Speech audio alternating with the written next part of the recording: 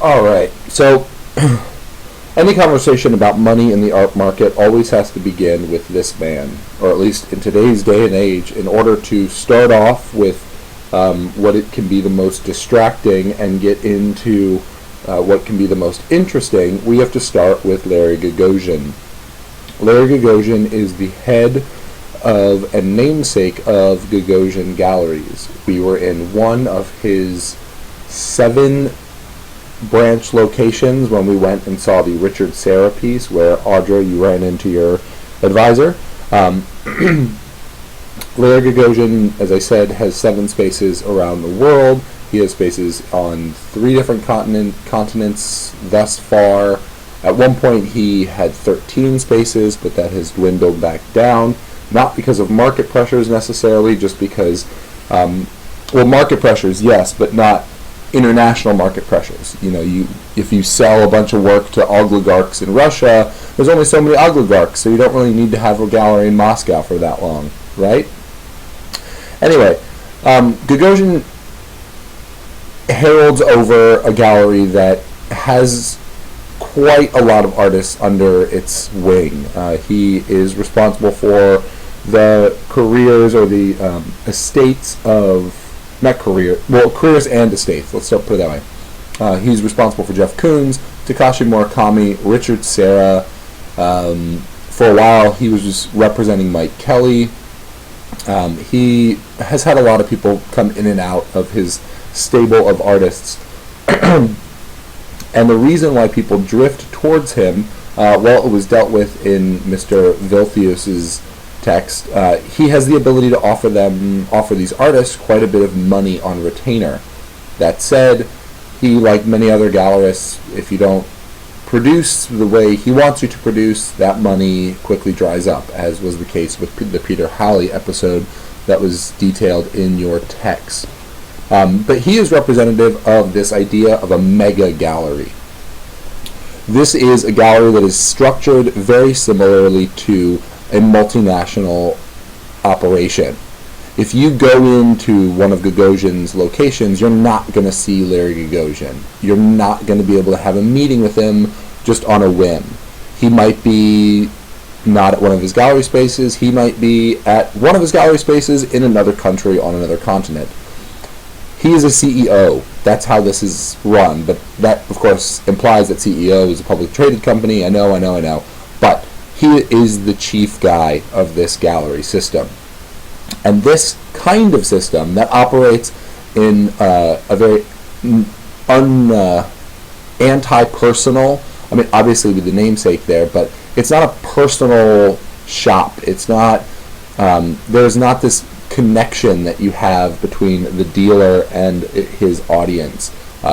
Yes, Gagosian has a relationship with all of his artists, but it is not the kind of relationship that other smaller gallerists have with their stable of artists.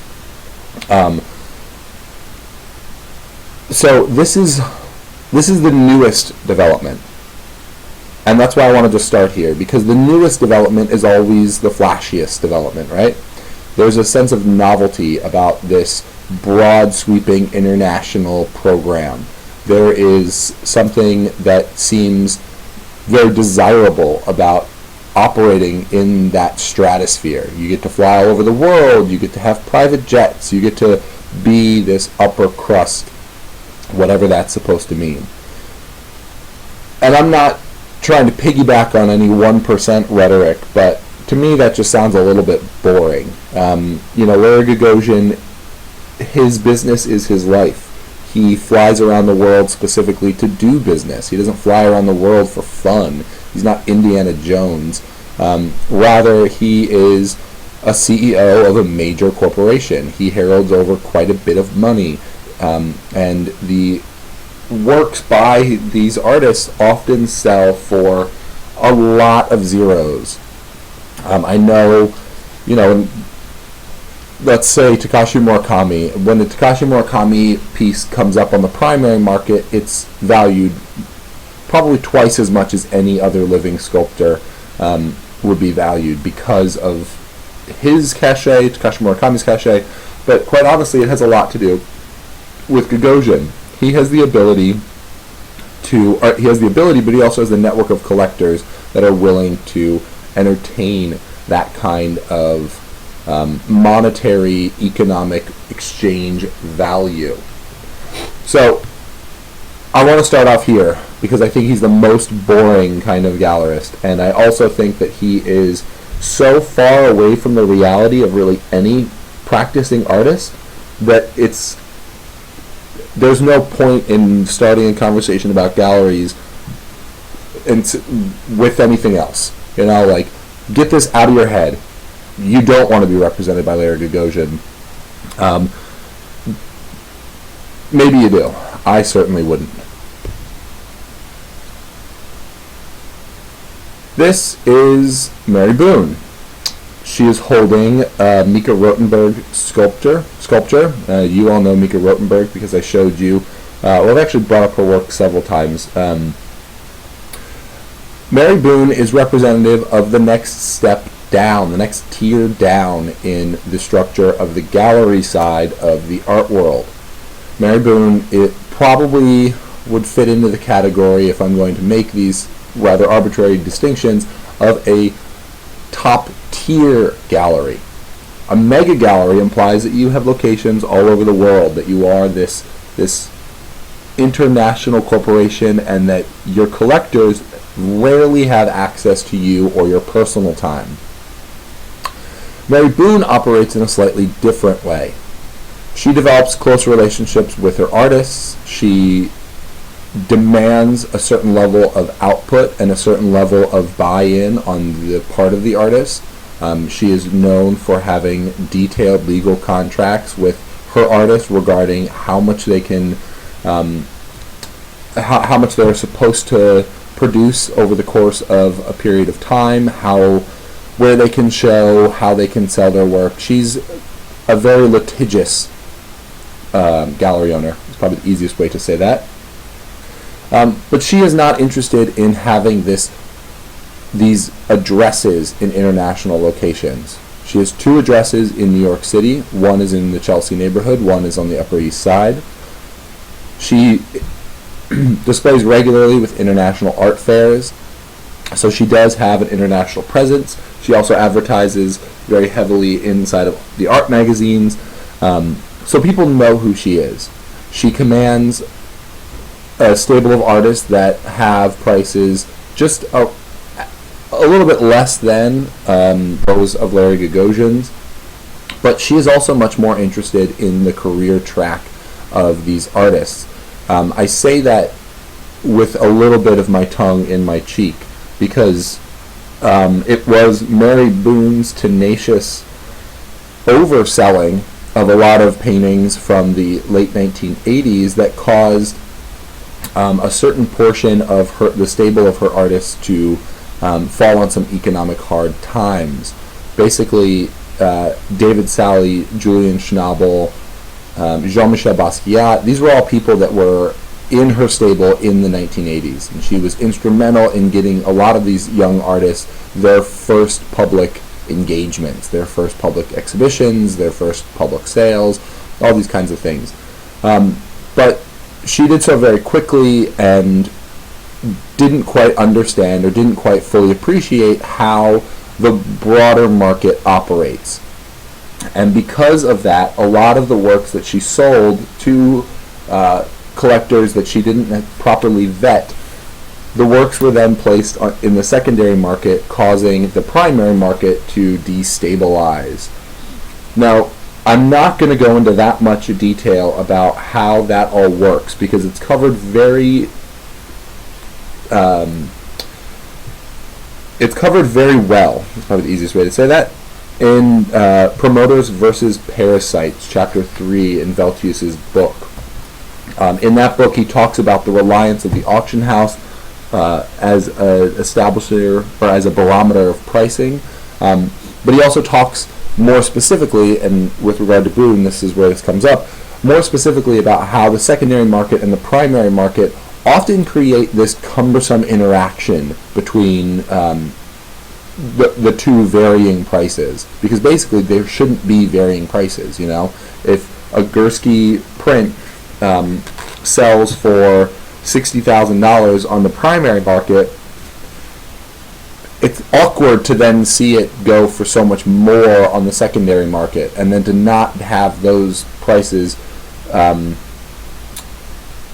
changed on the primary market. But if you change them on the primary market, you end up where Boone ended up, which was she saw that the prices were going up, she began to raise the prices for her stable of artists, and then eventually they couldn't achieve those prices. It just wasn't feasible, and it's almost impossible for someone to go back down in the art world. Once you hit $3 million on a painting, it looks very, very bad if your next series of paintings is selling for $100,000. I'm using arbitrary, inflated monetary value in this conversation right now. There are few people who sell single works of art for millions of dollars that aren't sculptural and or installation based, and these are just hypothetical. So don't think that you're missing out by not selling your works for $100,000. Very few people sell their works for $100,000. You know, it takes a long time to get there. So that's Boone. I have a touch and go relationship with her as a dealer. I think that she's a very interesting person to watch. She certainly cares a great deal for the artists that she represents. Not in the way, Gagosian also has a close relationship with his artists, but he doesn't have that kind of familial relationship that I see Boone as having. She represents Terence Koh. She is often seen with Terence Koh around the city. Yes, she's borrowing on his cachet of being this hip person. He's borrowing on her cachet of being this prominent person, but I actually think that they do like each other. So that's Boone. Mary Boone. Now, within the last 15 years, 10 years, we've seen a rise of a different kind of gallery operator. And here we have Elizabeth Dee.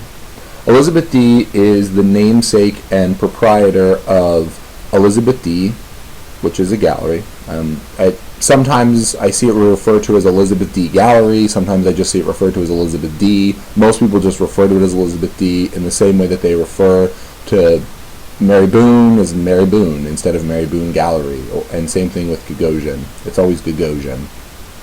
Or Gogs. I like saying Gogs every once in a while. So Elizabeth Dee, as you can see, she is a younger dealer. Mary Boone looks great, but Mary Boone is a little older. Gagosian he's looked like that ever since I've ever seen him, which was like 10 years ago when I saw the first picture of him. So he's he's hit that crescendo that a lot of us men fall into, where we get to one age and we just don't seem to change until we're 90. Anyway, I digress. Elizabeth Dee is representative of a younger set of gallery proprietors.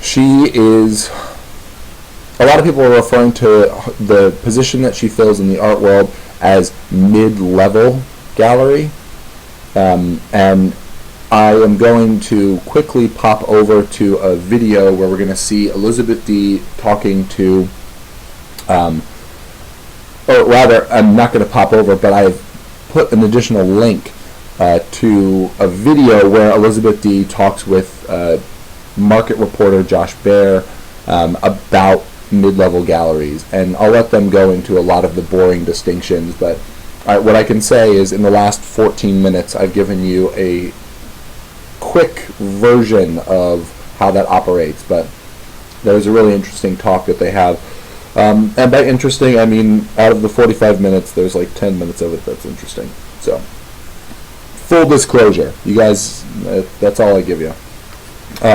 Anyway, so in the 1990s, a lot of younger people began to see their participation in the art world as the means of their participation as the gallery. So somebody wants to support a lot of their friends or a lot of their colleagues whose work they greatly respect. They open a gallery. This is how Boone got started as well. She was very interested in selling works, or she was very interested in the careers of people that were around her after she graduated from, I think, Rhode Island School of Design. And so she started off, we'll say that she started off in the studio. That's probably the easiest way to say that. So she's in the studio with the artist, she enjoys their work, she wants to help them out, she founds a gallery. Gagosian, on the other hand, started out as a poster dealer. He was selling images more than he was selling careers at an early age, and he only migrated after that into selling works by living artists, selling one-off objects instead of the poster biz. His relationship to the artists and their studio comes much later. They come pretty much after the contracts are signed. He being the mega gallery, he is what artists like. If you want to be the next Takashi Murakami or the next Damien Hirst, you strive to be part of Gagosian's stable. If you want to have a stable career where you make works and you sell works for quite a bit of money, but you want to have a much more, I think of a livable lifestyle where there's not the pressure to create shows of $3 million paintings every 6 years or every 3 years, you go for a gallery like Boone. But if you're a younger artist and say you are emergent, or you are mid-career, but the beginning of your career wasn't that boisterous, you would end up at a place like Elizabeth Dee. Elizabeth Dee is, for lack of a better term, kind of a curator gallerist. She is very interested in a specific aesthetic, as is Boone, but Dee is much more dogmatic. She's much more interested in being the kind of gallerist that promotes the idea of the artwork in as much as selling the objects themselves. She is responsible for quite a lot of cutting-edge display techniques in New York City. Not only does she have her gallery in Chelsea, which we didn't go into because it was closed for installation, she has also been responsible for the X Initiative, which is a now defunct exhibition platform that was set up after the economic fallout of 2008. And she is also one of the people behind The Independent, which is a new format for an art fair that in the short video that I've linked you to, she refers to as kind of a think tank for a means of display. Excuse me, I'm a little bit sniffly. Elizabeth Dee. Alright, now I bring up the example of Elizabeth Dee and Mary Boone and Larry Gagosian because we have this tripartite breakdown of the system, and a lot of people want to say that that is indicative of the spread of the art market. It's because there's a bigger art market that we have the ability to have three different kinds of gallery systems that operate in the same arena, but in very different ways. Now, what I'm going to talk to you about very briefly is that the idea that that's new or original is wrong. At the end of the 20th century and into the beginning of the 21st century, at the end of the 19th century, the end of the 19th century and into the 20th century, we see that there is also the development of a gallery system, and that gallery system is defined by the activities of the gallerists more so than the activities of the collectors or of the artists themselves. And that story starts with this guy. He is Paul Durand-Ruel. Now, I'm almost positive that we've talked a little bit about Durand-Ruel during the summer, but here he is really indicative of the first of the gallery, the first modern art gallery, quite honestly.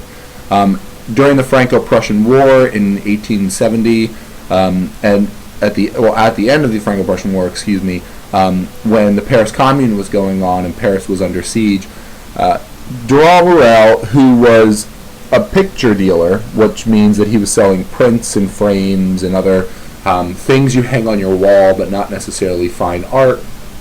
He was selling that stuff in a gallery in Paris, and in 1870 he moved to London to escape the conflict in the French capital, and in London he became friends with a young painter named James Abbott McNeill Whistler, and he also became friends with a young painter named Claude Monet. He would establish a relationship more specifically with Mr. Monet in that he would begin to sell his works. And he started this picture dealership, and I'm referring to it as picture dealership because it's not quite yet a gallery the way that we understand galleries. He started this picture dealership in London. And after the skirmish was over, as Haussmannization was sweeping through Paris, he relocates to Paris, establishes another space, keeping his space in London. That's an important note. He is the first international person of art dealership means.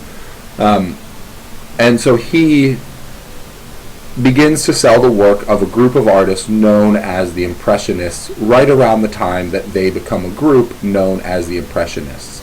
And so, for our purposes, he is the first avant-garde art dealer. He is also the first person to establish a relationship with his artists in that he would often buy the entire production of their studios. He offered them retainers so that they could continue to pay their bills. Camille Pissarro is had a lot of kids, and he was often down on his luck with money, and so he would regularly come to Durand Ruel and ask for forwards in the amount of money that he was to be paid there. So that's an important thing to note. So Durand Ruel was selling works to a new bourgeoisie class. He was really a very classicist person. He had this new system of paintings, but he didn't really deviate that much from it. Basically, he sold Impressionist work, but he didn't sell post-Impressionist work. That was left up to this guy, Ambroise Vollard. Ambroise Vollard comes on the scene right around the time that Pablo Picasso comes on the scene, maybe a little bit earlier. He begins to champion this new method of painting, known as post-impressionism. And he is selling works by Paul Cézanne, Paul Gauguin, early works by Pablo Picasso, very early works, like blue period Pablo Picasso. And Vollard really did push this idea that he was developing or helping to develop the careers of the young Parisian vanguard. He was, however, not that excited when a work like this showed up in his gallery. And this is a Cubist portrait of Vollard by Pablo Picasso, made probably in 1909 or 1910. He saw Cubism as too difficult and actually refused to sell it. And he told Picasso that he needed to find someone else to sell his works. That someone else was this gentleman, Daniel Henry Kahnweiler. Kahnweiler was very, very interested in challenging his audience to see difficult works. Durand Ruel wanted to sell things to the bourgeoisie class. He was interested in moving those artworks throughout. He was just interested in commerce and exchange in the same way that Gagosian is interested in commerce and change. Ambroise Vollard is interested in the gallery structure in the same way that Boone is interested in the gallery structure. She still privileges the kinds of works that she was privileging in the 1980s, albeit by a generation of artists that has grown older with her as their gallery, but also younger painters or younger sculptors that adhere to the same kind of stylistic models. So she, I would liken more to Ambrose Vollard. Kahnweiler, on the other hand, I would liken a little bit more to Elizabeth Dee, where she sees herself, as Kahnweiler did, as a conduit between an audience, not necessarily a buying audience, but an audience nonetheless, and the work of art. And so, as is known by art historians, when the Cubists, Picasso and Braque, would come in their matching jumpsuits to Kahnweiler's gallery and give him some more works, he would ask them to explain what they were bringing in, and they would explain the things, and then he would title the works. So he was actually this instrumental figure. You know, if you walked into a gallery in Paris in 1911 and you saw this work on the wall, it might be very difficult for you to make heads or tails of it. But Kahnweiler was sitting in the space, and so he would begin to engage with you, and he would say, well, this is a portrait of myself. And it was done by a young Spanish painter who's been living in Paris for the last 9 years. His name is Pablo Picasso. This is what he and his colleague refer to as Cubism. And he would actually unpack the work with you. And that's something that Dee does as well. Not in the same way. She's not sitting in her gallery waiting to spring to her feet to explain the workings of Ryan Trecartin.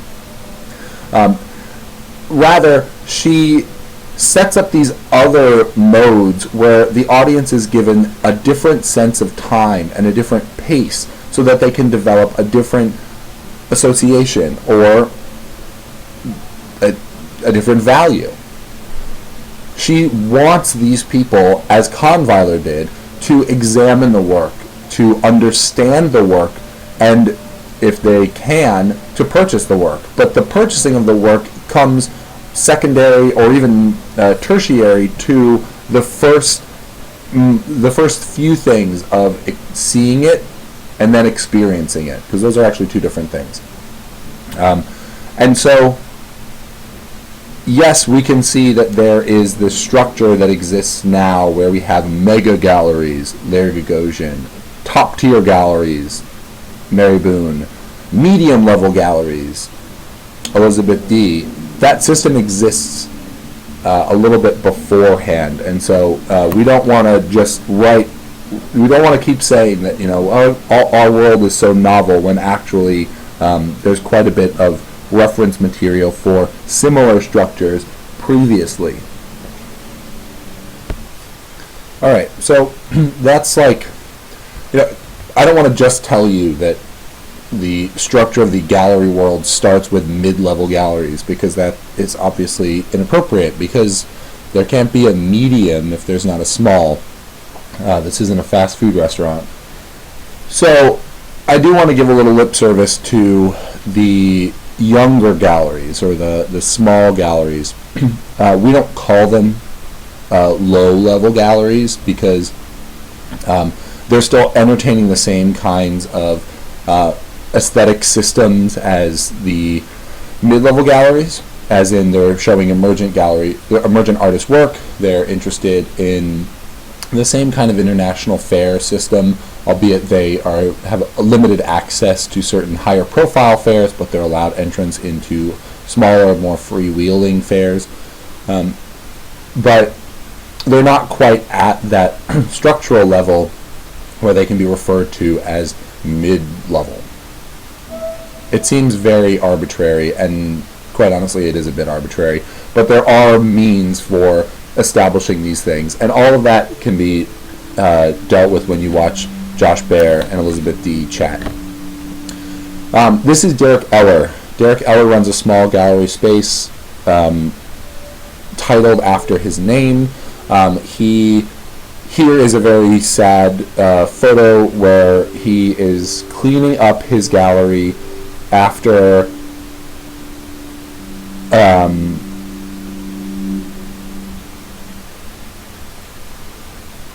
Sandy hit. So he has a small gallery on 27th Street really near to the Hudson River, and so during the storm surge of Hurricane Sandy, a lot of galleries were destroyed. He is one of the few galleries that came back. A lot of galleries actually used it as a good enough reason to just shut up shop. So he's one of the ones who didn't, thankfully. He works almost exclusively with emergent artists, so he is giving people their first exhibitions in New York. He is flying on the fringes of the aesthetic systems that we're talking about, and so he deals with things that might be a little contrarian to popular aesthetics. He deals with a lot of queer artists. Not a lot. He's got a few queer artists in his stable, but he also deals with a different level of craft-based media as well. I mean, I've seen more embroidered things in Derek Eller's space, or I saw more embroidered things in Derek Eller's space a few years ago, before people in Elizabeth Dee's tier or even Mary Boone's tier began embracing it as a means of creative production. So these aesthetics have to find ways into the market somehow, and they often find them in situations like Mr. Eller's gallery. Here are the two gentlemen that run Queer Thoughts Gallery. Queer Thoughts is an apartment gallery. Now, I know a few of you have had the ability to come over to the Institute for American Art, which is my apartment museum. It runs a little differently to what these guys do. So, Queer Thoughts is, I mean, they are a proper gallery, you know. They sell works, but they sell them out of their home. It's not a project space the way that my apartment is, the way that I use my apartment. Instead, they want to establish themselves as a gallery, but they have yet to define a commercial space for that, and so they bring that commerce into their private home, or rather into Luis's private home. And Luis is this guy right here, and this is Sam Lipp. Both of these guys are art school graduates. They graduated from the School of the Art Institute in Chicago, and they use their connections from art school as a way of bringing artists, young artists, emergent artists, into their gallery space. And so they show new work. They engage with the same kind of structural systems as Elizabeth Dee and as Derek Eller. Obviously, they cannot engage with the kinds of things that Boone is dealing with, because, you know, when Mary Boone or Larry Gagosian go to an art fair, they're going to the highest art fairs you can possibly go to. I don't even think Larry Gagosian goes to art fairs anymore, quite honestly. Boone definitely does. But an art fair costs $30,000 for the booth. These two gentlemen do not have that kind of economic structure, so they cannot even imagine going to those shows. I mean, like, if you go to the Armory show, you're probably paying like $15,000 to $30,000 for your booth. These guys are much more interested in a lower, calmer level of the art world, although, having met them, I imagine that they are actually kind of gunning for something a little bit more in the mid-level or upper-level situation. So I bring up Derek Eller and Queer Thoughts really specifically to show you that there are lower rungs on that ladder. And I don't want to say lower in the sense that they're less than, because they are not less than. I think these spaces have the ability to show really compelling work, but it's work that doesn't exist at an economic level that can basically pay the rent of Elizabeth Dee's space, or certainly not the rents of any of Gagosian's spaces. And so they're showing works that are in size quite small. In process, they're also quite specific. Derek Eller shows quite a bit of, I've already mentioned the use of more craft-based practices, but he also shows a lot more works on paper. And Elizabeth Dee shows more video, and there are difference in the kinds of works that are shown at all of these spaces that reflect the position, quote unquote, that they have within this art world ladder. I bring up all of this to go back to this notion of the idea of where do prices come from. Now, I know that for next week, we're going to be reading the chapter of Velthuis's book that deals specifically with where prices come from, and so I'm not going to get into any of the actual math, but I do want to talk about the way that galleries function in the same way as, or slightly similar way to our discussion of the auction house last week, where the auction house becomes a very obvious place where a monetary value is associated with not only the object, because when somebody buys something, they want something in return, right? But also the specific meaning of that work of art. So if you say in the preamble to an auction that a work of art is quote unquote important, then you might be able to add another $sign to that. Or if it's instrumental to the career or the understanding of the career of that specific artist, then you end up with more money. Obviously, without those signifiers, you lose a little bit of monetary value there. Galleries are responsible for this as well. When someone is an emergent artist, say right out of the School of the Art Institute, they would contact these guys, or they would be in contact with these gentlemen for the purposes of putting together some sort of show with the hope of selling the work. They might also be in touch with this gentleman, who will also show their work with the possibility of selling their work. As their career develops, and as their work develops, their relationships within the system of this art world will also develop, and so they might end up at what is referred to in today's lecture as a mid-level gallery. So they might end up being represented by or showing or being involved in a group show at a gallery space like Elizabeth Dee. And then as they mature and as their work matures and as their collector base grows, then they might end up with Mary Boone, or it's ultimately what I'm saying in all of this is where a work is put on public view for sale has a direct correlation to the amount of money that is asked for that work of art. You are not going to find a $10,000 item inside of one of Larry Gagosian's spaces. He doesn't entertain that kind of work, and therefore the price associated with the works inside of his addresses is always going to be drastically different than the price associated with the objects inside of Elizabeth Dee's address or inside of Luis's home in the south side of Chicago. So what I'm saying there is if when looking at the auction house we understood meaning on one side of the equation, we can understand that price also becomes a little bit of a signifier as well, or location becomes a signifier in that price. There's a conversation there between where the work is initially displayed, or not initially displayed, where the work is on view, and how much money it is being asked for. Now, all of this obviously centers around the avant-garde market that is defined by Velthuis. These are all white cube spaces. These are all gallerists that show or entertain a small number of artists that exist in the broader art world.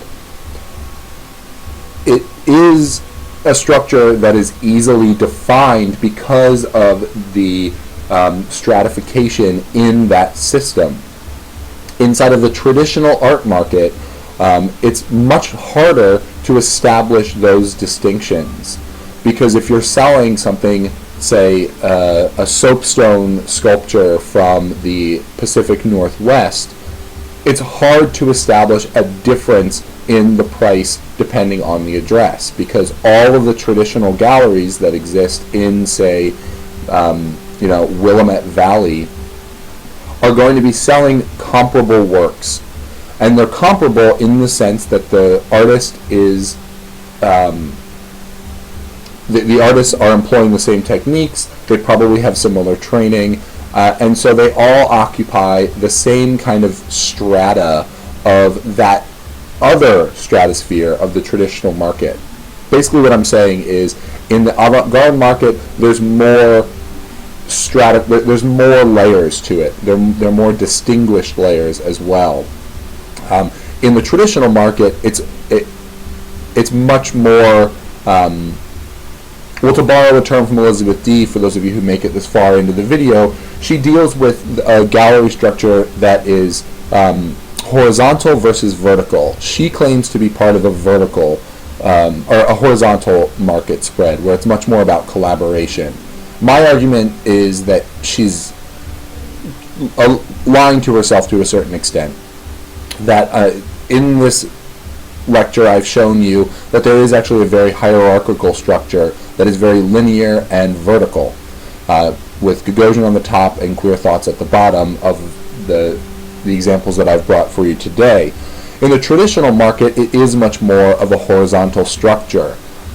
Because you're dealing with things that are traditional, that means that there's not that much nuance between the works, because all the artists are maintaining traditional aesthetic values, or a tradition of aesthetic values.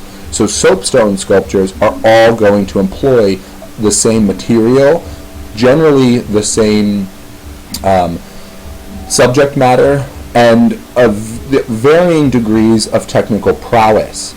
Now, that technical prowess causes a slight sliding scale with regard to price, but it doesn't create a different system of gallery.